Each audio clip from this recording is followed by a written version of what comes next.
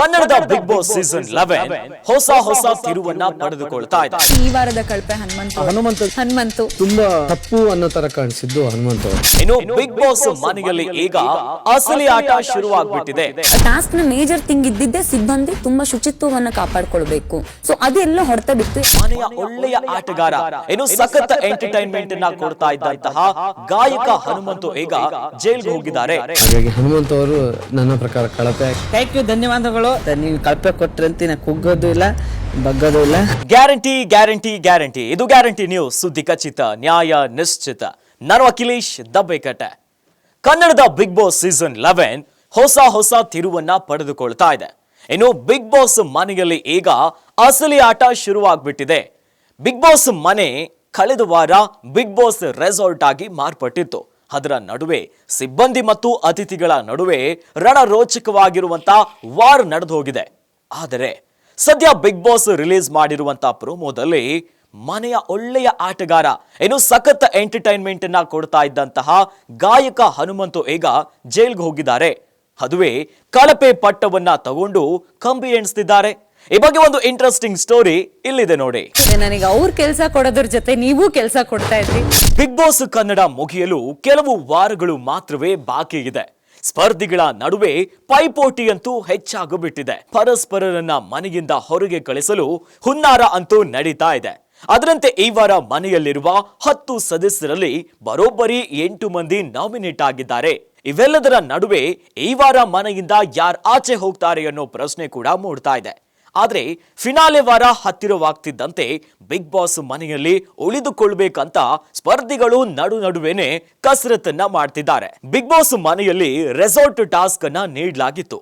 ಎದುರಾಳಿಗಳನ್ನ ಕುಗ್ಗಿಸಲು ಸಂಕಷ್ಟಕ್ಕೆ ದೂಡಲು 2 ತಂಡಗಳು ಶಕ್ತಿ ಮೀರಿ ದುಷ್ಟತನವನ್ನ ಪ್ರದರ್ಶಿಸಿವೆ. ಇನ್ನು ಎಪಿಸೋಡ್ಗಳನ್ನ ನೋಡಿದ್ರೆ ಬಿಗ್ ಬಾಸ್ ಮನೆಯಲ್ಲಿ 10 ಜನರ ಪೈಕಿ 8 ಮಂದಿ ನಾಮಿನೇಟ್ ಆಗಿದ್ದಾರೆ. ಯಾವ ಸ್ಪರ್ಧಿ ಯಾರನ್ನ ನಾಮಿನೇಟ್ ಮಾಡ್ತಾರೋ ಅವರ ತಲೆ ಮೇಲೆ ಬಾಟಲಿಯಲ್ಲಿ ಒಡೆಯುವಂತೆ ಬಿಗ್ ಬಾಸ್ ಸೂಚಿಸಿದ್ರು. ಈ ಬಾಟಲಿ ನಕಲಿ ಬಾಟಲಿ ಆಗಿತ್ತು. ಅಂತೆಯೇ ಪ್ರತಿಯೊಬ್ಬ ಸ್ಪರ್ಧಿಯು ತಾನು ನಾಮಿನೇಟ್ ಮಾಡಲು ಇಚ್ಛಿಸಿದ ಸ್ಪರ್ಧಿಯನ್ನ ಕರೆದು ಮುಂದೆ ಕೂರಿಸಿಕೊಂಡು ನಾಮಿನೇಟ್ ಮಾಡಲು ಕಾರಣವನ್ನ ನೀಡಿ ತಲೆ ಮೇಲೆ ಬಾಟಲಿಯನ್ನ ಒಡೆದ್ರು. ಬಿಗ್ ಬಾಸ್ ಮನೆಯಲ್ಲಿ ಇರುವ 10 ಜನರಲ್ಲಿ ಈ ವಾರ ಬರೋಬ್ಬರಿ 8 ಮಂದಿ ನಾಮಿನೇಟ್ ಆಗಿದ್ದಾರೆ.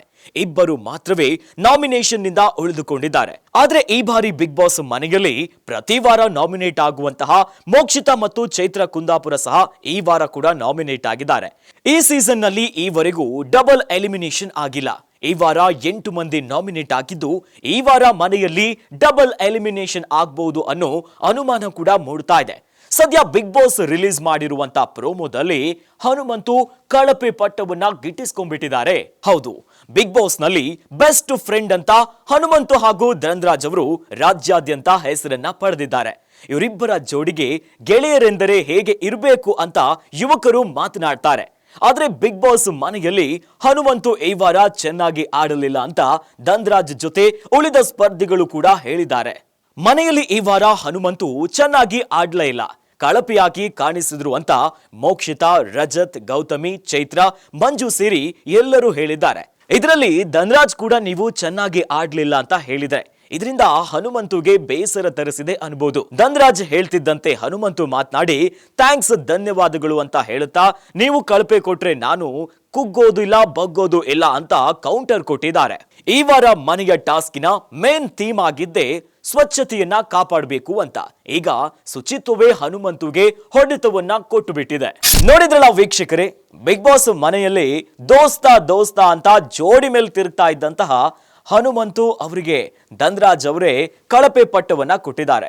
ಇನ್ನು ಮನೆ ಮಂದಿ ಎಲ್ಲ ಕಳಪೆ ಪಟ್ಟ ಕೊಟ್ಟಿರೋದ್ರಿಂದಾಗಿ ಈ ವಾರದ ಕಳಪೆ ಹನುಮಂತು ಆಗಿದ್ದಾರೆ. ಮುಂದೆ ಬಿಗ್ ಬಾಸ್ ಮನೆಯ ಆಟ ಯಾವ್ಯಾವ ತಿರುವನ್ನ ಪಡೆದುಕೊಳ್ಳುತ್ತೆ ಕಾದು ನೋಡಬೇಕು. ಇನ್ನಷ್ಟು ಸುದ್ದಿಗಳಿಗಾಗಿ ನೋಡ್ತಾ ಇರಿ ಗ್ಯಾರಂಟಿ ನ್ಯೂಸ್. ಗ್ಯಾರಂಟಿ ನ್ಯೂಸ್, ಸುದ್ದಿ ಖಚಿತ, ನ್ಯಾಯ ನಿಶ್ಚಿತ.